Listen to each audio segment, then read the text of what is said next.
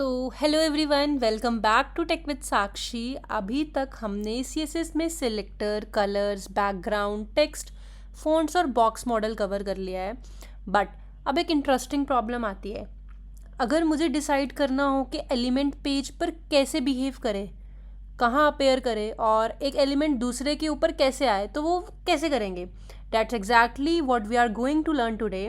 आज हम सीएसएस के डिस्प्ले, पोजीशन, जेड इंडेक्स और ओवरफ्लो प्रॉपर्टीज़ को प्रैक्टिकल समझेंगे और सिर्फ प्रॉपर्टीज़ याद नहीं करेंगे, हर कंसेप्ट को वीएस कोड में इमीडिएटली टेस्ट करेंगे। So let's start our CSS level 3। तो सबसे पहले स्लाइड में हमारे पास क्या है, तो सबसे पहले बात करते हैं डिस्प्ले प्रॉपर्टी की। डिस्प्ले प्रॉपर्टी बेसिकली डिसाइड करती है कि एक एचटीएमएल एलिमेंट पेज पर कैसे बिहेव करेगा और कितनी स्पेस लेगा।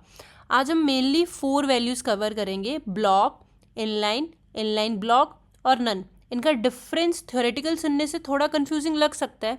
सो let's start directly see it in the VS code कि इन सब का ब्लॉक का क्या मतलब है, full width, new line, inline का क्या मतलब है, इनलाइन ब्लॉक का क्या मतलब है और नन का क्या मतलब है। तो विदाउट वेस्टिंग आर टाइम चलो वीएस कोड में चलते हैं और इसको प्रैक्टिस करते हैं और देखते हैं कि विजुअली ये चीज़ें काम कैसे करती हैं, डिस्प्ले प्रॉपर्टी इन सीएसएस। हम आगे अपने वीएस कोड में यहाँ पे सबसे पहले क्या करेंगे, एक style.css नाम की फाइल बना लेते हैं। ओके, index.html में चलते हैं, यहाँ बॉयलर प्लेट जनरेट कर लेते हैं और सबसे पहला काम अपनी CSS फाइल को लिंक करना। ओके, अब हम क्या करेंगे, HTML में div बनाते हैं, 2 बॉक्सेस बनाते हैं div में।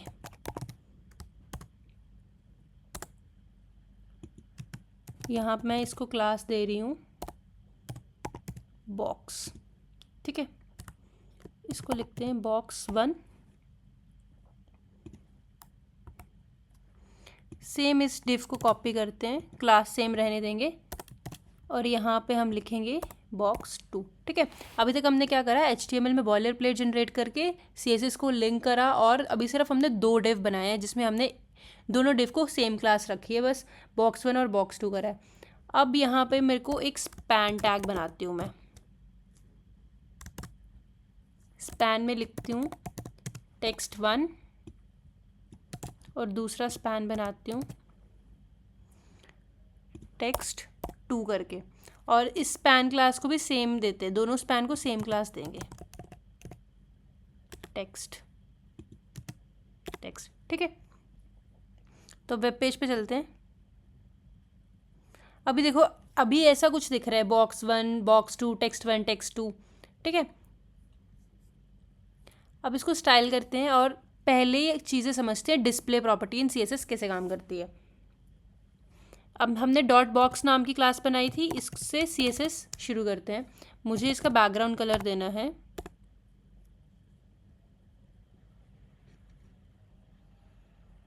ये दे देते हैं। इसके बाद देखते हैं जाके, अब दोनों बॉक्सेस का क्या हो गया, बैकग्राउंड कलर क्या हो गया, light blue type, sky blue type, ठीक है। मुझे इसको पैडिंग देनी है, 20 पिक्सल दे देते हैं और मार्जिन भी दे देते हैं साथ में, ठीक है। अब देखो क्या हुआ, पहले हमने 2 div बनाए और अभी मैंने डिस्प्ले प्रॉपर्टी भी नहीं लगाई। Why? Because div by default block level element होता है। तो एक div ऊपर आया, एक div नीचे आया और स्पैन में क्या आया, दोनों text1 और text2 दोनों साथ में आए। इसलिए देखो box1 एक कंप्लीट लाइन ले रहा है और दूसरा box2 भी एक नेक्स्ट लाइन में आ रहा है। अब मैं क्या करूँगी, ये जो डॉट बॉक्स क्लास है इसमें डिस्प्ले ब्लॉक लगा के देखती हूँ। डिस्प्ले ब्लॉक, ब्लॉक का सिंपल मीनिंग है एलिमेंट नॉर्मली न्यू लाइन से स्टार्ट होता है और अवेलेबल विड्थ को ऑक्यूपाई करता है। कॉमन ब्लॉक एलिमेंट है अपने पास div, p, h1 etcetera. Real website में सेक्शंस या कार्ड या कंटेनर के लेआउट में ब्लॉक जो है वो बहुत ही कॉमनली यूज़ होता है। तो इसमें आपको समझ नहीं आएगा मीनिंग, बिकॉज क्योंकि बाय डिफ़ॉल्ट जो अपना div है वो ब्लॉक है। स्पैन में यूज़ करके देखते हैं, ये जो टेक्स्ट है ना, डॉट टेक्स्ट, यहाँ पे डिस्प्ले करते हैं ब्लॉक को, क्या हो गया, टेक्स्ट 1 पहले स्पैन एक साथ में आ रहे थे, अब क्या हो गया, टेक्स्ट 2 नीचे आ रहा है। तो इसका मतलब है किसी भी लाइन को किसी भी लाइन के नीचे लेके आना है, किसी भी बॉक्स को, तो हम यूज़ करेंगे ब्लॉक। ओके, तो नेक्स्ट प्रॉपर्टी है अपने इनलाइन। और अगर मैं ये इसको हटा दूँ ऐसे, तो ये क्या है, अभी इनलाइन में है। और टेक्स्ट में डिस्प्ले इनलाइन, ठीक है। इसको बैकग्राउंड कलर देते हैं और कुछ पैडिंग देते हैं, ठीक है। अब चलते हैं वेब पेज पे। देखो क्या हुआ, अब स्पैन को देखो, span by default inline element है, इनलाइन एलिमेंट सेम लाइन में आ सकते हैं, ठीक है। मतलब ये पूरी लाइन अपने नाम नहीं करता है, जितनी कंटेंट का स्पेस चाहिए वो रफली उतनी ले लेता है। अब मैं एक और स्पैन ऐड करूँगी यहाँ पे, देखना क्या चेंज आएगा।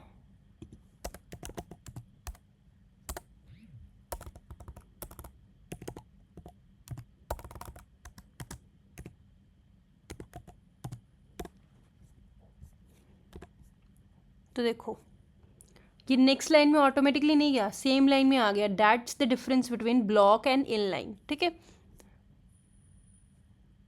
और अगर यहाँ पे मैं ब्लॉक को हटा के डिस्प्ले इनलाइन कर दूँ तो देखो क्या आएगा, इनलाइन।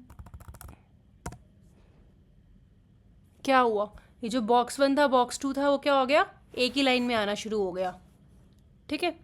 और अगर इसको ब्लॉक कर दूँ तो ये ऐसे आ गया। बट बाय डिफ़ॉल्ट जो अपने पास स्पैन एलिमेंट होता है वो इनलाइन माना जाता है, और जो डिव है वो ब्लॉक एलिमेंट है, ठीक है। बस थर्ड प्रॉपर्टी की डिस्प्ले प्रॉपर्टी इनलाइन ब्लॉक।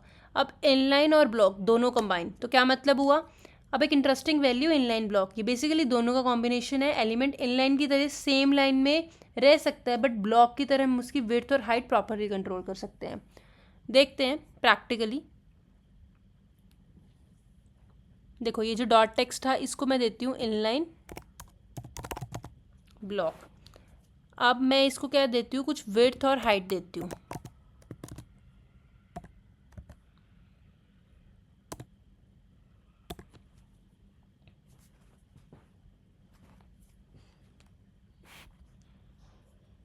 अब देखो तीनों एलिमेंट है तो सेम लाइन में, बट हम क्या कर पा रहे हैं, इनकी विड्थ और हाइट को कंट्रोल कर पा रहे हैं।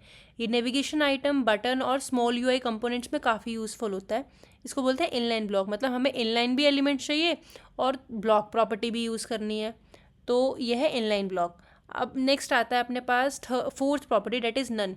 लास्ट में डिस्प्ले नन, इसका मतलब एलिमेंट को पेज के लेआउट से ही रिमूव कर दो, हमें एलिमेंट चाहिए ही नहीं, डिस्प्ले नन। तो देखो अब अपने पास स्पैन दिख रहा है, नहीं दिख रहा, जो एलिमेंट है वो कम्प्लीटली डिसअपेयर हो गया। और इम्पॉर्टेंट पॉइंट, ये सिर्फ इनविजिबल नहीं हुआ है, लेआउट में उसकी स्पेस भी नहीं बची। तो रिस्पॉन्सिव वेबसाइट्स में या मेन्यू को कंडीशनली हाइड करने के लिए डिस्प्ले नन हम कॉमनली यूज़ कर सकते हैं। तो हमने CSS की डिस्प्ले प्रॉपर्टी 4 कवर करी। ब्लॉक मतलब न्यू लाइन, इनलाइन मतलब सेम लाइन, इनलाइन ब्लॉक मतलब सेम लाइन प्लस विड्थ और हाइट सेट कर सकते हैं, नन मतलब एलिमेंट लेआउट से रिमूव। आई होप आपको डिस्प्ले क्लियर हो गया होगा। बट अब क्वेश्चन है, एलिमेंट को एग्जैक्ट पोजीशन पर कैसे प्लेस करें, that's where positioning comes in, ठीक है। तो हमारे पास CSS पोजिशनिंग का यूज़ हम एलिमेंट्स को पेज पर स्पेसिफिक पोजीशन पर प्लेस करने के लिए करते हैं। आज हम लाइव 5 वैल्यू देखेंगे, static, relative, absolute, fixed and sticky. सबसे इंपॉर्टेंट है रिलेटिव और एब्सोल्यूट, बिकॉज इन दोनों का कॉम्बिनेशन रियल वेबसाइट में बहुत यूज़ होता है। So let understand them practically. तो सबसे पहले हम यूज़ करेंगे स्टैटिक का, ओके। तो क्या करेंगे, एक कंटेनर बना लेते हैं डिव, जिसको क्लास देते हैं कंटेनर। अब हम क्या करेंगे, इसके अंदर 2 डिव बनाएंगे,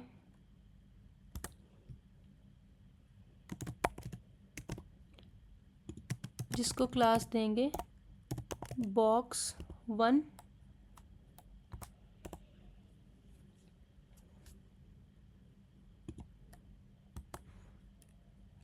और इसको देंगे बॉक्स 2। देखो दोनों डिव को अलग अलग क्लास दी है और कंटेनर में रखा है। अब मैं इस कंटेनर को क्या करूँगी, स्टाइल करूँगी।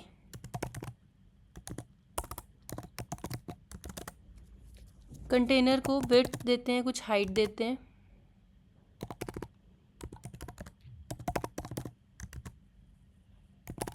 ये आप अपने अकॉर्डिंग दे सकते हो। और मेरे को इसको बॉर्डर भी देना है। ने कंटेनर बनाया, उसको विड्थ हाइट और बॉर्डर दे दिया, ठीक है। नेक्स्ट जो हमने अभी जो बॉक्स बनाया था, बॉक्स 1 है, यहाँ पे मैं देती हूँ बॉक्स 1, बॉक्स 2, ठीक है। अब चलो, ये जो डॉट बॉक्स था, मतलब ये वाला बॉक्स था जो बॉक्स 1, इसको स्टाइल करते हैं। अब इसकी कुछ विड्थ देते हैं, इसकी हाइट देते हैं, इसको कुछ पैडिंग देते हैं और इसका कुछ बैकग्राउंड कलर देते हैं, ठीक है। वेब पेज पे जाके देखते हैं क्या चेंज हो रहे हैं। अपने पास मेन कंटेनर था, मेन कंटेनर के अंदर हमने 2 बॉक्सेस बनाए, बॉक्स 1 और बॉक्स 2। पहली क्लास उनकी सेम थी, डेट इज़ बॉक्स, तो उसको स्टाइल करके मैंने कलर दे दिया, पैडिंग दे दी, विड्थ दे दी, हाइट दे दी, दोनों का आ गया कलर विड्थ हाइट।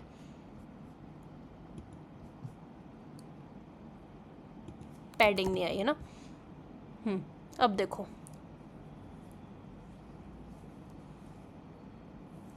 अब जो मुझे बॉक्स 1 है ना, ये जो बॉक्स 1 है, इसको मुझे पोजिशनिंग देनी है। तो हम पहले इंट्रोड्यूस करवाती हूँ आपको स्टैटिक पोजिशनिंग से।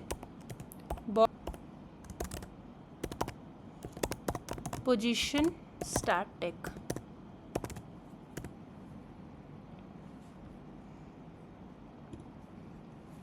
सबसे पहले आता है स्टैटिक। ये एलिमेंट की डिफ़ॉल्ट पोजीशनिंग है। इसमें एलिमेंट नॉर्मली डॉक्यूमेंट फ्लो में रहता है। अगर मैं टॉप, लेफ़्ट, राइट या बॉटम यूज़ करूँगी तो स्टैटिक एलिमेंट पर नॉर्मली उसका इफेक्ट नहीं आएगा, ठीक है। तो ये था अपने पास स्टैटिक, पोजीशन स्टैटिक। नेक्स्ट अपने पास आती है positioning that is relative. Relative बहुत इंपॉर्टेंट है। रिलेटिव और एब्सोल्यूट हम दोनों कंबाइन करके यूज़ करते हैं वेबसाइट्स में। ये जो बॉक्स 1 है, अगर हम इसको पोजीशनिंग रिलेटिव दे दूँ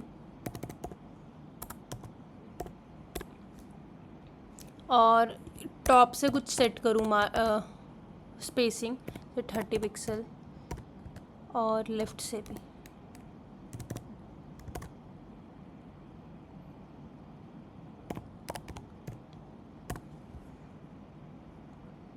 तो क्या हुआ देखो, ये जो बॉक्स 1 था उसको रिलेटिव दिया, ये टॉप से 30 पिक्सल नीचे आ गया और लेफ़्ट से 40 पिक्सल इधर को आ गया।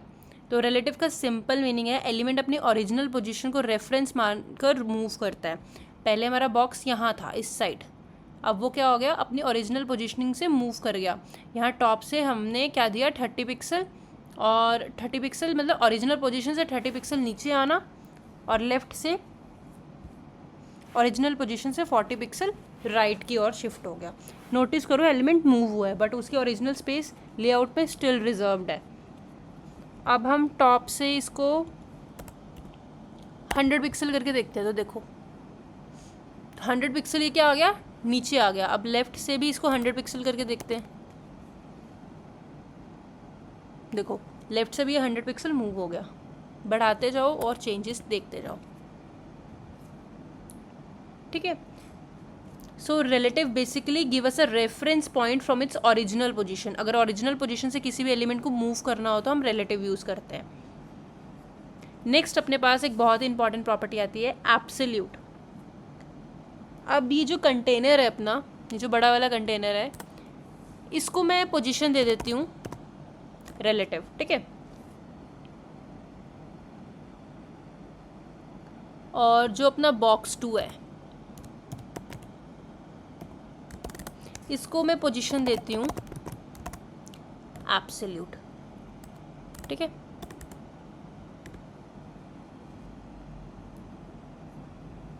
तो क्या हुआ,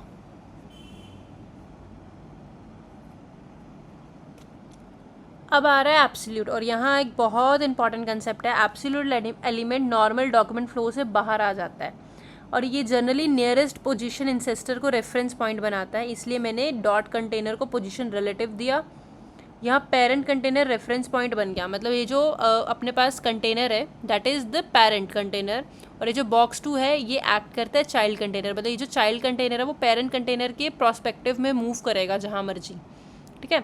अब मैंने टॉप से क्या दिया, 50 पिक्सल और लेफ्ट से 50 पिक्सल। टॉप से ये 50 पिक्सल नीचे आ गया और लेफ्ट से 50 पिक्सल राइट की ओर मूव हो गया। तो ये लाइन स्पेसिफिकली पेरेंट को रिलेटिव, चाइल्ड को एब्सोल्यूट, ये कॉम्बिनेशन हमेशा से याद रखना। अगर मैं यहाँ पे टॉप से इसको 100 पिक्सल दे दूँ या फिर 200 पिक्सल दे दूँ तो ये किस रेफरेंस के, पेरेंट के रेफरेंस से मूव करेगा, ठीक है।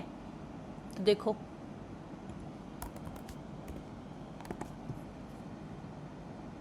इस तरह से ये नॉर्मल फ्लो से जो है एब्सोल्यूट वो बाहर आ जाता है।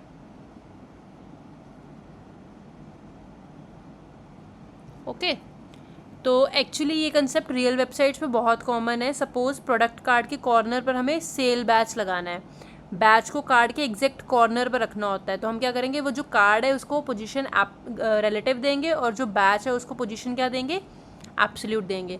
टॉप से लेफ्ट से उसको मतलब देखना पड़ेगा कि कॉर्नर पे कैसे आएगा वो। हमारे पास टॉप, लेफ्ट, राइट और बॉटम चीज़ें होती हैं, तो हम इसको प्रैक्टिस करके देखते हैं, ये बहुत इंपॉर्टेंट चीज़ है।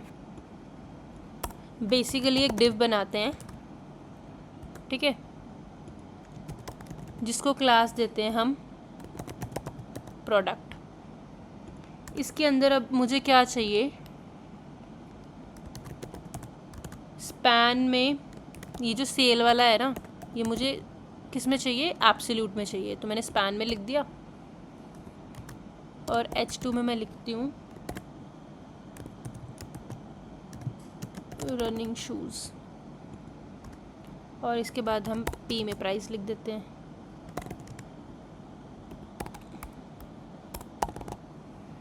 ओके, ये इस तरह से हमने बनाया,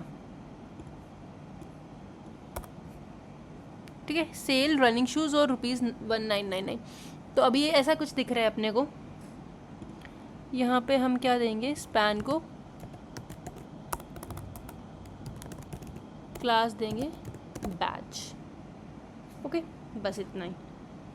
अब प्रोडक्ट क्या है, पेरेंट है, और ये जो बैच है वो हमारा चाइल्ड है। बैच को हमने किसके अकॉर्डिंग मूव करा सकते हैं, पेरेंट के अकॉर्डिंग मूव करा सकते हैं। प्रोडक्ट को रिलेटिव देके, बैच को एब्सोल्यूट देके। देखना कैसे करेंगे। अब डॉट प्रोडक्ट है अपने पास, इसको सबसे पहले एक विड्थ दो,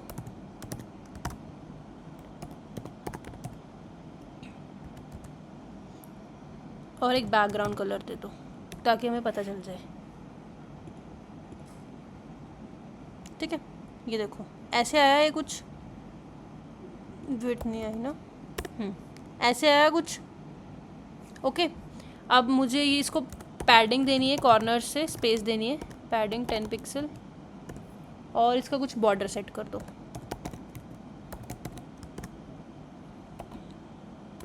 1 पिक्सल सॉलिड, ठीक है। अब मुझे इसकी पोजीशनिंग क्या देनी है, अगर मुझे बैच को वो करना है, सेल को करना है, तो इसकी पोजीशनिंग पेरेंट को रिलेटिव देनी पड़ती है, पोजीशनिंग रिलेटिव। अब आ जाओ, ये जो आपको बैच दिखाना है,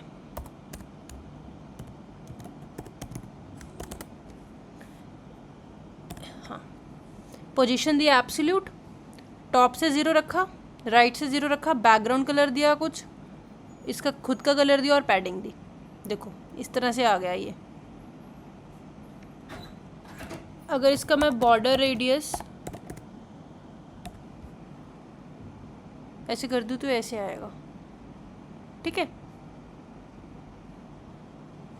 तो अपने पास क्या है, कार्ड रिलेटिव है और बैच एब्सोल्यूट है, इसलिए बैच कार्ड के अकॉर्डिंग पोजीशन हो रहा है। तो अगर मैं कार्ड को पेज पर कहीं भी मूव करूँ, बैच भी उसके साथ मूव करेगा। This is exactly Y relative plus absolute is so useful. अब नेक्स्ट अपने पास आता है फिक्स्ड। अब इमेजिन करो मुझे एक बटन चाहिए जो स्क्रीन पर फिक्स्ड रहे, मतलब यूज़र स्क्रॉल करे बट बटन वही स्क्रीन के कॉर्नर में रहे, तो उसमें हम पोजीशनिंग यूज़ करते हैं फिक्स्ड, ठीक है।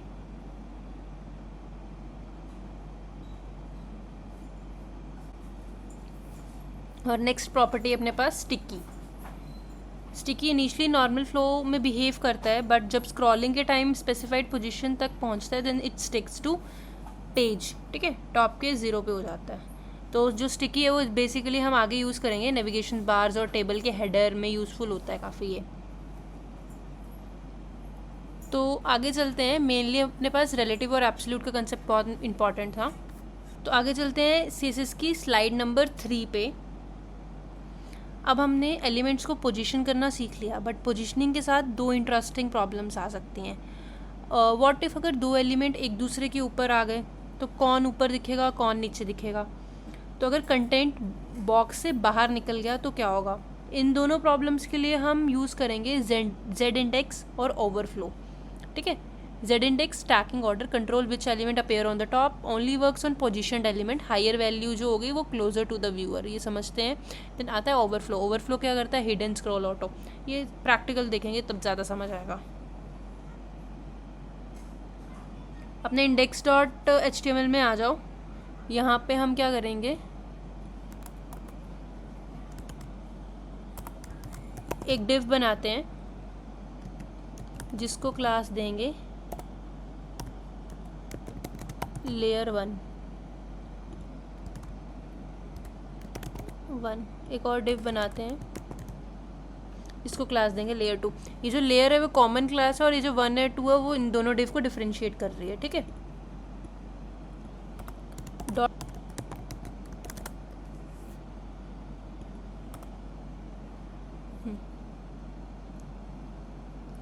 सबसे पहले अगर आपको विजुअल करना है अपना बटन या बॉक्सेस जो भी है उसको सबसे पहले विड्थ और हाइट दो।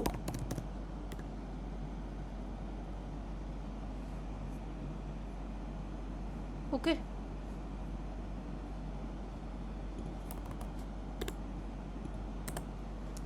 अब यहाँ पे इसको मैं पोजीशन एब्सोल्यूट देती हूँ और साइड से मतलब स्पेसिंग के लिए पैडिंग दे दी। अब देखो क्या हुआ, दोनों एक दूसरे के ऊपर आ गए बॉक्सेस। अब ऐसे नहीं पता चलेगा, दोनों को एक बैकग्राउंड कलर देख के देखते हैं।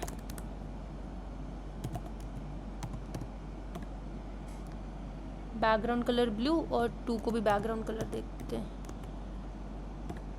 रेड। अब देखो क्या हो रहा है, जो फर्स्ट वाला एलिमेंट है मतलब जो सेकंड वाला रेड वाला बॉक्स है वो ब्लू के बिल्कुल ऊपर है। तो अब मुझे क्या पता चलेगा कि मुझे ब्लू बॉक्स दिखाना है या रेड बॉक्स दिखाना है। तो उसके लिए हम क्या करेंगे, सेटिंग करेंगे। टॉप से अगर हम 50 पिक्सल लेके आऊँ और लेफ़्ट से भी 50 पिक्सल,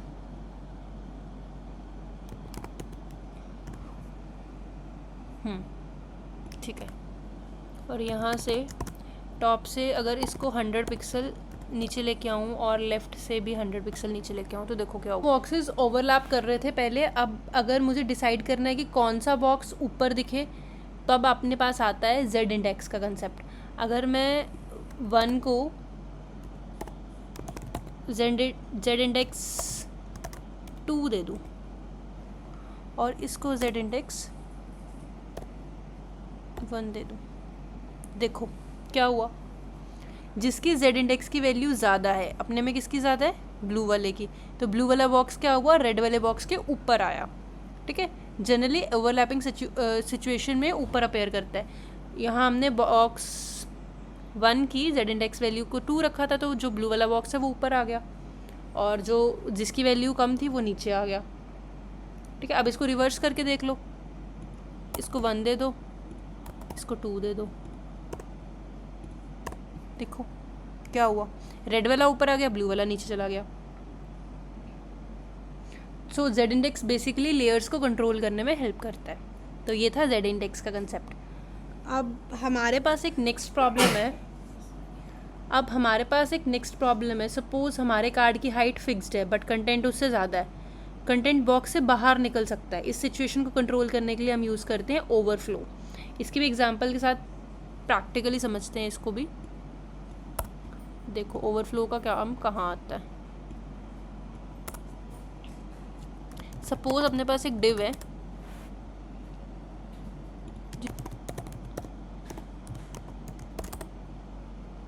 विड्थ देते हैं,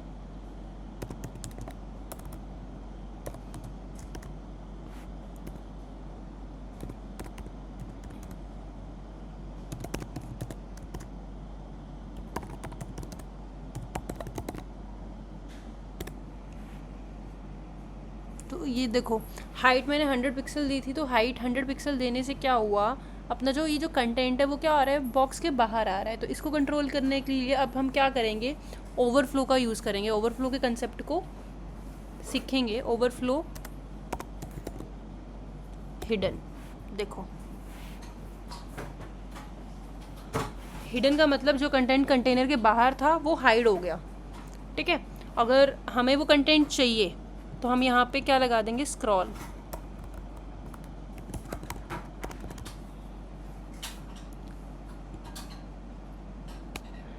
स्क्रॉल में ब्राउज़र स्क्रॉलिंग मैकेनिज्म प्रोवाइड करता है, सो यूज़र एक्स्ट्रा कंटेंट को स्क्रॉल करके देख सके, ठीक है।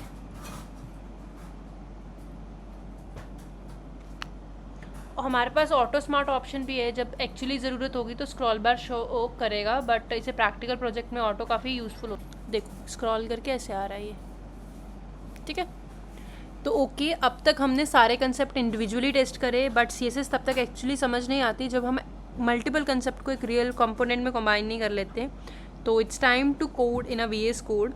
अब हम एक सिंपल प्रोडक्ट कार्ड बिल्ड करेंगे। इसमें बैच एब्सोल्यूट होगा, रिलेटिव कार्ड होगा, बटन पोजीशन होगा, कंटेंट का ओवरफ्लो कंट्रोल करेंगे और एक फिक्स्ड हेल्प बटन भी ऐड करेंगे। मतलब आज के जो सारे कंसेप्ट हैं वो हम एक फाइनल प्रोजेक्ट में करने वाले हैं।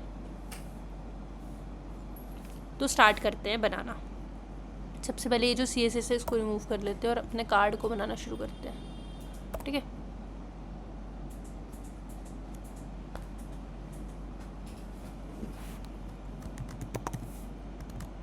बेसिक एक डिव बनाया, डिव के अंदर सेम वो जो स्पैन कार्ड बनाया था, स्पैन बनाएंगे, स्पैन में लिखेंगे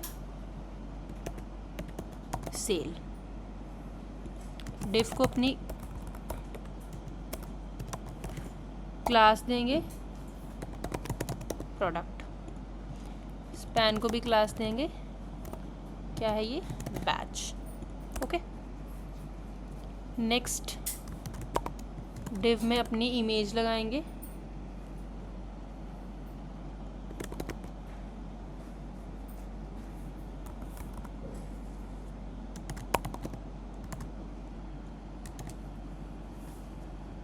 तो अपने पास ये इमेज आ गई, इसको विड्थ और हाइट दे के सेट करते हैं,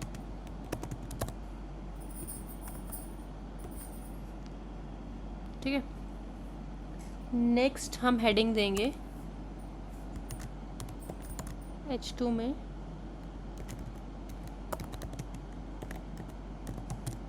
smart watch and then description इसकी पैराग्राफ में, ठीक है।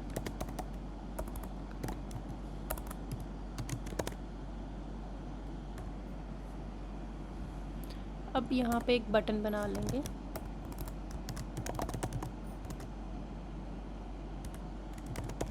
बाय नाउ का, और एक और बटन बनाते हैं हेल्प का। इन दोनों बटन को क्लास दो CSS के लिए,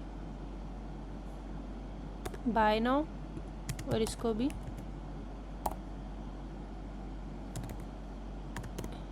हेल्प बटन। तो यहाँ तक हमारा बेसिक स्ट्रक्चर रेडी है। 2 बटन बनाए हमने, बाय नाउ और हेल्प, और एक पैराग्राफ बनाया, ठीक है, और एक सेल है। नेक्स्ट अब style.css में जाएंगे और अपने स्ट्रक्चर को स्टाइल करेंगे। सबसे पहले हमारे पास प्रोडक्ट कार्ड है,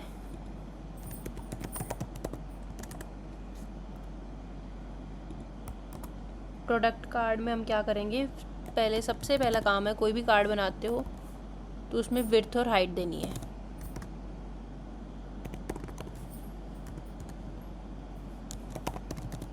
हाइट 400 पिक्सल, ठीक है, इस तरह से आ रहा है। इसको बैकग्राउंड इमेज देख के देखो,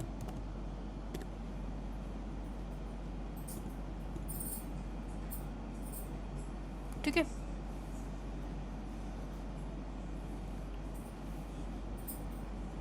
यहाँ पे हम बॉर्डर देंगे,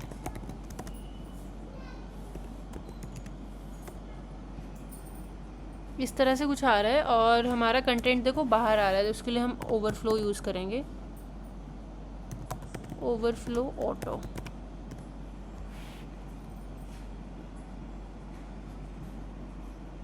ठीक है,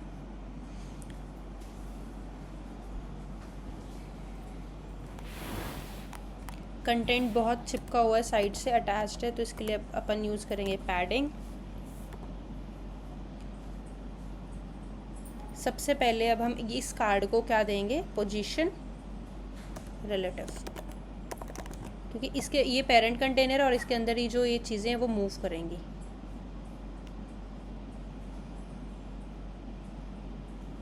अब जो हमने बैच बनाया था ये वाला स्पैन में, इसको हम मूव करेंगे अपने कार्ड के अकॉर्डिंग, बिल्कुल राइट कॉर्नर पे लेके आते हैं।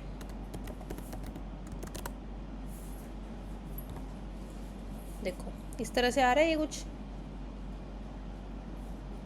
क्या करा, पोजीशन एब्सोल्यूट करी, टॉप से 10 पिक्सल नीचे करा, राइट से 10 पिक्सल करा, और बैकग्राउंड कलर इसको मैंने रेड दिया, इसका कलर वाइट करा, पैडिंग दी, टॉप 5 पिक्सल जो है टॉप बॉटम से, 10 पिक्सल राइट से है और लेफ़्ट से है, फ़ॉन्ट का साइज़ दिया, फ़ॉन्ट वेट दिया। ये देखो ये हमारा आ गया। अब इसको बॉर्डर रेडियस भी दे सकते हैं अगर आपको ये गोल में चाहिए, बॉर्डर रेडियस 5 पिक्सल, ये ऐसा आ जाएगा।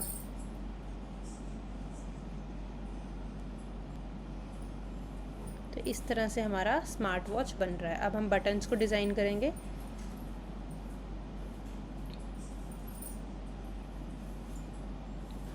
कुछ इस तरह से बन रहा है। मैंने सेल पे एब्सोल्यूट लगा के, आपका होमवर्क है, आप बाय नाउ और हेल्प को डिज़ाइन करोगे और कमेंट में लिखोगे level 3 completed.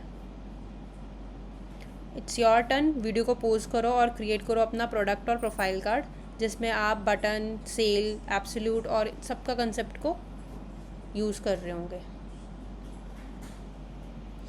So today we learn 4 major things. Display, element page पर कैसे बिहेव करेगा, पोजीशन, एलिमेंट को स्पेसिफिक लोकेशन पर कैसे प्लेस करना है, जेड इंडेक्स, ओवरलैपिंग एलिमेंट की लेयरिंग कंट्रोल करता है, ओवरफ्लो एक्स्ट्रा कंटेंट को कंट्रोल करना, and the most important combination अगर आज के ट्यूटोरियल का देखें तो वो है parent is equals to relative, child is equals to absolute. इस कॉम्बिनेशन को real website, cards, batches, icon, overlay में बहुत फ्रिक्वेंटली यूज़ करोगे।